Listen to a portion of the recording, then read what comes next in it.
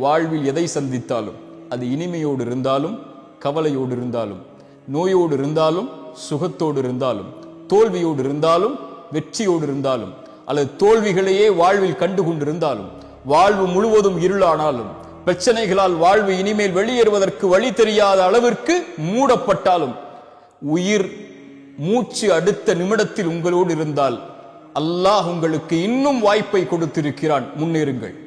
எதையும் வாழ்வில் ஜெயித்து விடலாம்.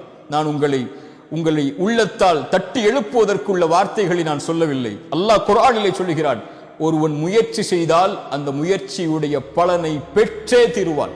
அது உலக காரியத்திலும் சரி, மறு உலக காரியத்திலும் சரி.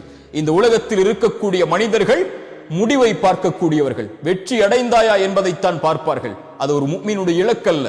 ஒரு முஃமினுடைய இலக்கு எல்லா காரியத்திலும் முயற்சி மட்டும்தான். எல்லா காரியத்திலும் முழு மூச்சோடு உடலை தயார்படுத்துவதாக இருந்தாலும், உள்ளத்தை தயார்படுத்துவதாக இருந்தாலும், தன் குடும்பத்தை தயார்படுத்துவதாக இருந்தாலும், தன் செல்வத்தை தயார்படுத்துவதாக இருந்தாலும், தன்னுடைய சமூக அந்தஸ்தை உயர்த்துவதாக இருந்தாலும், ஈமானுடைய காரியங்களிலும் மறு உலக காரியங்களிலும் உலகத்தில் யார் அவர்களோடு வாழ்ந்தாலும் அதில் 10ல் 1 அவன் ஒருபோதும் வாழ்ந்து மடிய மாட்டான்.